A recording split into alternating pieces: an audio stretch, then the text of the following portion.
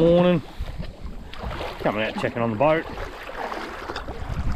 Get some fresh batteries so we can go for a run up, checking on the crab pots.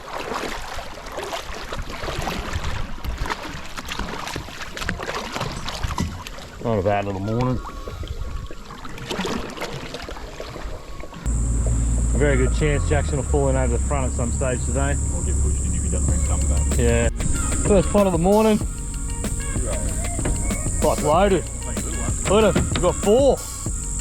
Five shockers. And a big nipper. What's going on there? See? Oh no, that's an actual small crab. What a big old stick fish. Big hide.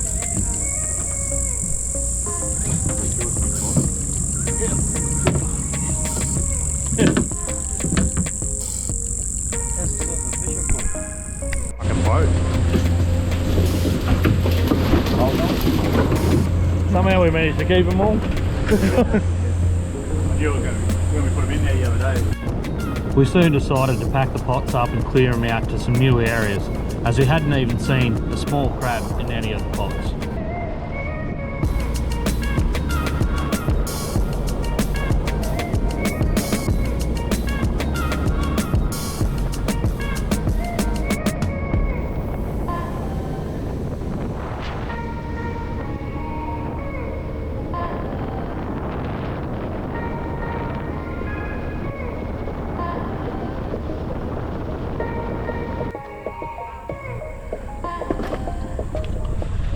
Oh, day two's got off to a cracker start. Yep.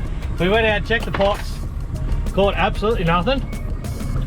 But then, Braid, who had snuck off yesterday when we were setting pots, he grabbed a pot of his own, took off up only about 40 metres from camp, set himself a pot out in the mangroves, and have a look at this footage that we picked up on. Braden went out and put a pot when we first got here. And out at low tide yesterday. yeah, he walked out at low tide yesterday, and we went and checked all the pots today, and we done no good. We didn't get anything. And Braden runs over to go check his pot. So I've gone and pulled it out the water for him. Have a look at that thing. That's a big crab. You gonna come and get your crab? That's a big crab. Can't believe he got one. Well, let's go show James. He's not gonna be happy. Yeah, bro. You take that.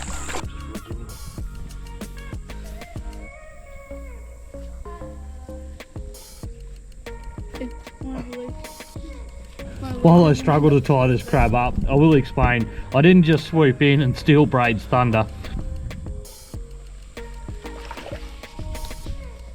His pot was actually hung up in the mangroves, and Braid was a little too worried about crocodiles to go in and grab it.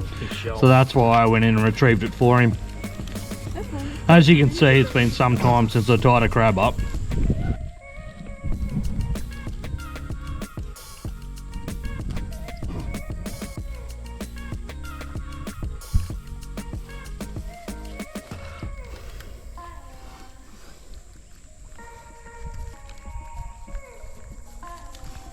Someone put that there. Braid. What? Where? There.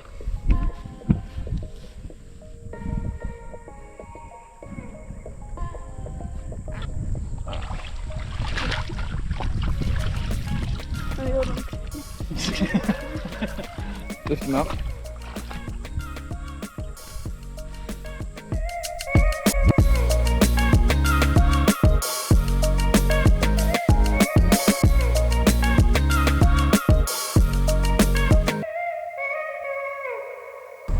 So yeah, it's an awesome surprise to get that guy in that pot. But then when we got back to camp, having a bit of a play around, and mate come back and told Jack about some sharks that were rounding up a heap of bait. So Jack grabbed a camera and took off over there. Alrighty, so just ran down to go have a look at this here, and one of our mates was just saying there was apparently a heap of little sharks chasing all the bait up here. This scene is so annoying, I tell you. Where are they? I think I can see them.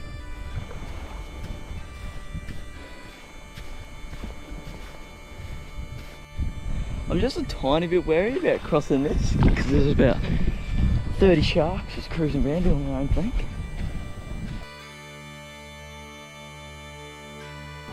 By the time Jack arrived over at the drainage, most of the feeding activity had stopped. I wasn't too far behind him with the drone. We managed to get these shots of what we believe are juvenile lemon sharks still cruising around the area.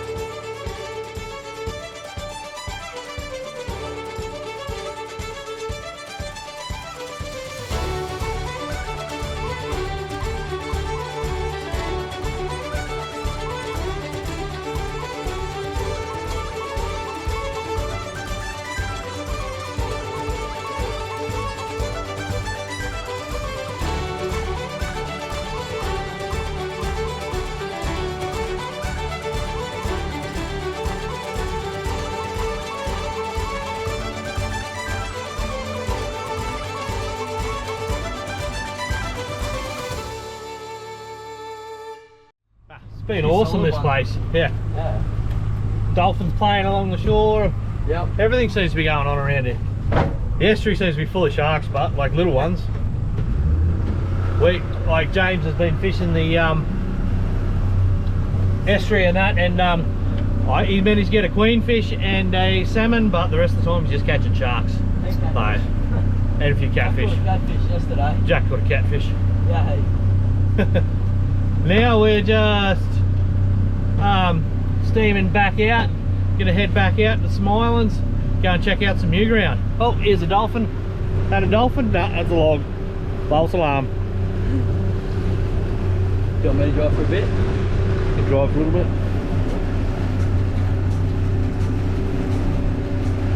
So we're just rolling out of here, head on out, and hopefully we find some viz. Yeah, fingers crossed. Find some big trouties. Yeah, some trouties would be good. Oh.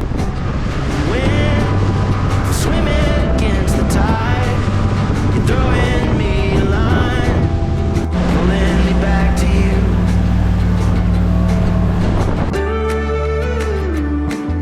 I got it all right. I got it all right. I got it all with you.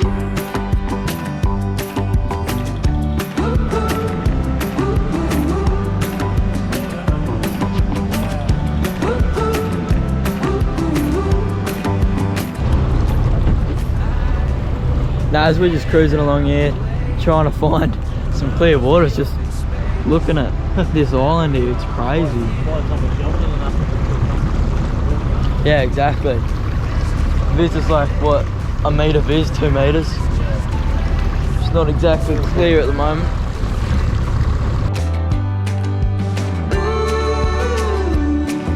I got it all right. I got it all right. I got it all with you.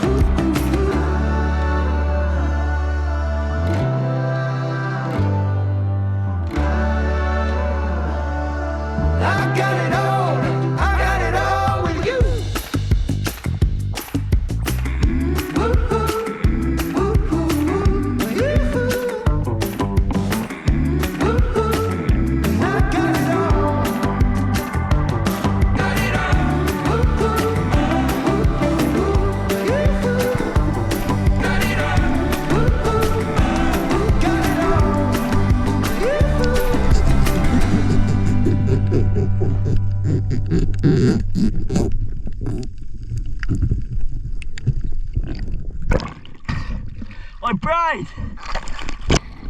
I just grabbed my first cray.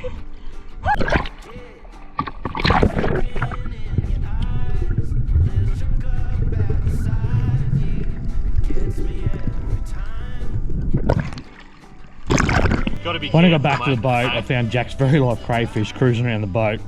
So I decided to stick it in the esky and just play dumb when he got back to the boat. Oh, you're yeah, but he's definitely in the esky. Oh shit, you got one too. Which one's my one? The one without a hole in it. The bigger one. This one. Oh no, they're both good cray. Yeah, this one. But the worst thing is I didn't film shooting mine, so I reenacted it and it looks like I grabbed him.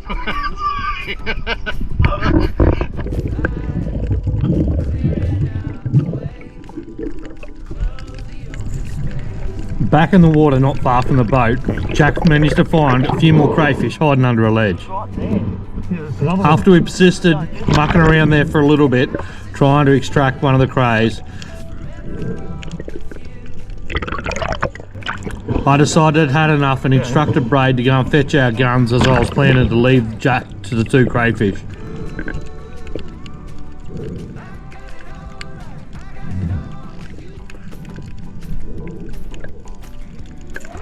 Without warning, all of a sudden Jack swam away from the ledge in a bit of a hurry. This caused a little confusion, but it finally clicked as to what was happening. As Jack arched around and come up on the surface, the cray had left the hole. Jack was after him.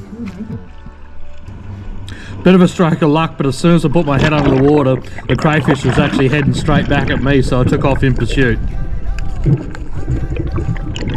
I got lucky and managed to grab him as he went back in under the ledge. Jesus. I had him at one point. So much fun sharing moments like this with my boys. Well, getting the mess of a boat sorted out. Braid's jumping in again, aren't you, buddy? Get his first taste of crayfish action. Jump in, Braid. My new vlogs. Yep. Just getting our stuff sorted out. Great to make a mess of the boat. Yeah, we'll get back in and have a swim around, have a look. Got our first taste of crays yesterday. Cooked them up last night on the fire. It's beautiful. Definitely recommended. But no, we'll get back in, have a swim around. We're actually just decided now we're going to back off the crays, and if we do see one, we're going to let Braid have a go at grabbing one. But apart from that, we'll probably leave them alone. So, but in a couple of days' time, when we're getting closer to going home, then we'll come out and have a look at a couple, so we can give one to Grandma. She's definitely got her hand up for one, so we'll get that sorted out. Gotta look after Grandma.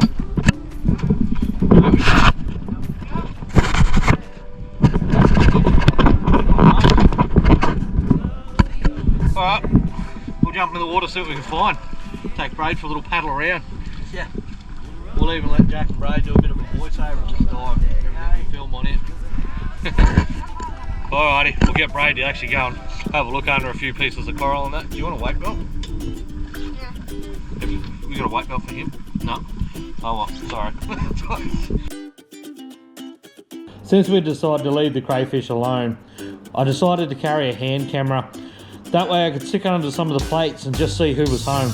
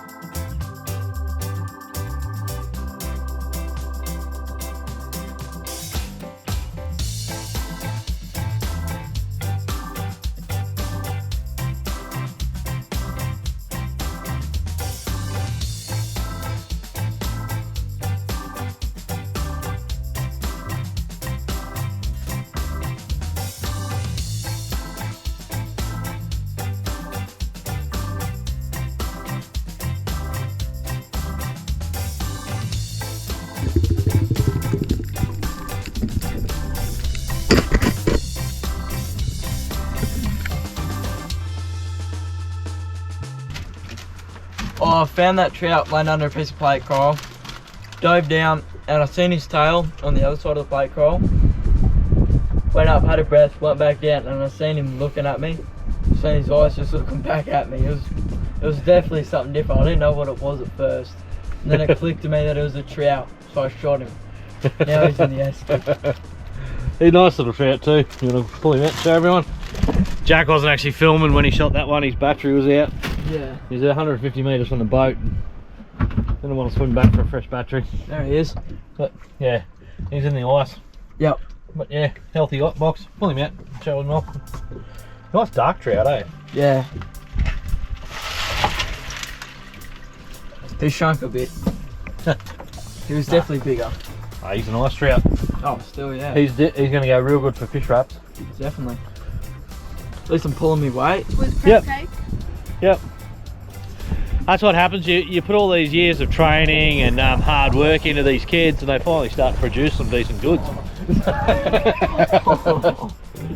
So they tend to overlook the hard work that us parents put into this whole thing, training them, raising them, feeding them, doing all these bits and pieces. So one day they can start bringing trout like that back to the boat. So we're happy for it. Hey Braid, Yep. right, you get fed, you should be bringing heaps of trout back. But we're about to send it back over to camp and yeah, have a look at what's going on there when we get back. So had that fun little morning over there. That was pretty cool. But there seems to be heaps of stuff to do around here, so we're looking forward to it. Might even go for a long run to some other islands tomorrow. The weather's looking like it might favour us, so we'll have a chat with the other people involved and yeah, make a decision then if we're gonna do the full send and head out there. Hey Braid. Yep. I'm keen. Hopefully there's going to be some bloody tuskies out there. Yeah, maybe we should get to a hairdresser and get Braid a haircut. Yeah. Yep. I need All Jack wants is a tusky. That's all he wants. or a 60 or 70 centimetre trout. Yeah, Yeah, we've seen a but, few yesterday that were proper ones. Yeah. Saying 80 centimeters.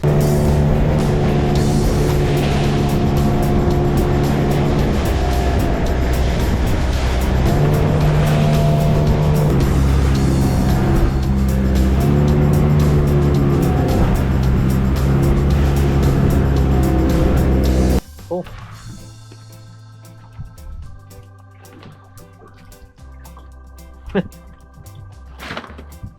There we go. Alright. Chunky. Ooh, lovely. I found a fair few crayheads just laying around. Did ya? Yeah. Did you? No. I was finding them everywhere. Well, that's obviously someone's been there smashing the place. Alrighty. Now, Do this the rest of it. huh? Right. Break off. Antlers. Yeah. Yeah. Hold that. We picked up this technique of cleaning crays from some American YouTubes. Pretty much just use the cray's own antler to feed up its tail to remove its poo tube. Just cleans things up for cooking.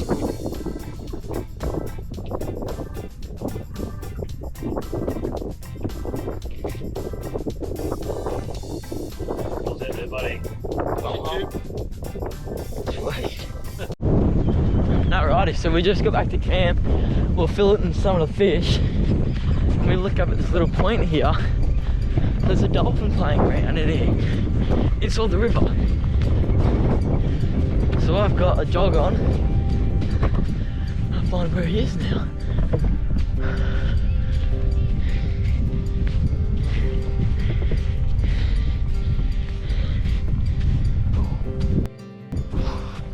Bloody hell.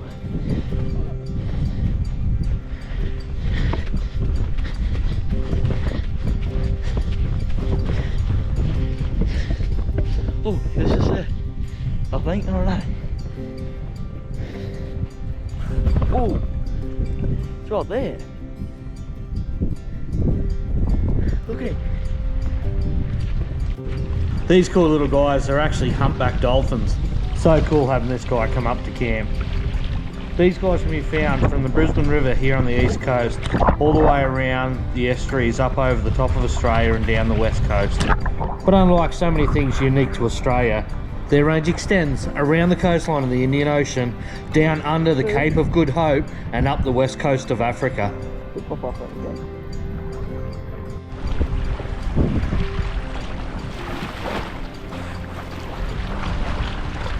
Jack was fighting a camera that was actually flat and kept on turning off on him. But he did seem to think it was a good idea to try and get some underwater shot in the 2 inches of visibility that the river had to offer. Nice work, mate.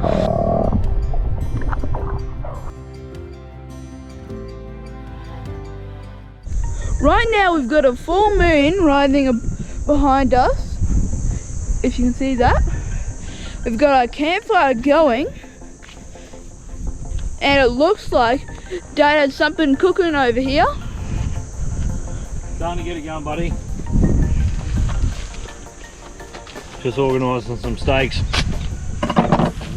James had no confidence in our Diving. abilities, so he packed some good steaks. But we're actually going to do, we've got a crayfish tail all chopped up here.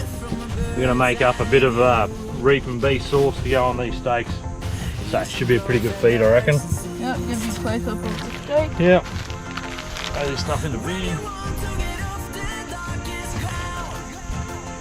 Yeah, start working on these steaks, get them on the fire.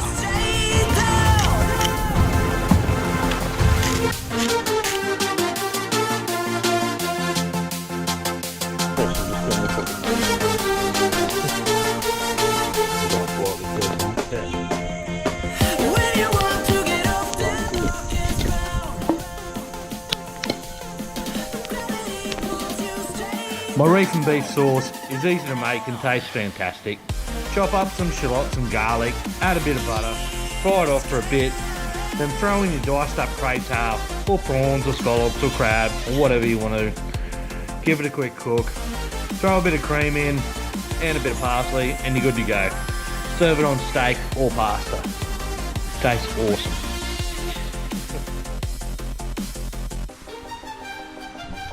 Food time, we'll leave it at that. Alrighty, well what a way to end an afternoon. We're going to sign this episode off now, so thanks for watching, stay safe. Bye. And have fun. Hey, make sure to like and subscribe. On the next episode, we hit the estuaries for some spinning action, head out to wider islands looking for bigger fish, and find something strange made out of titanium on the beach.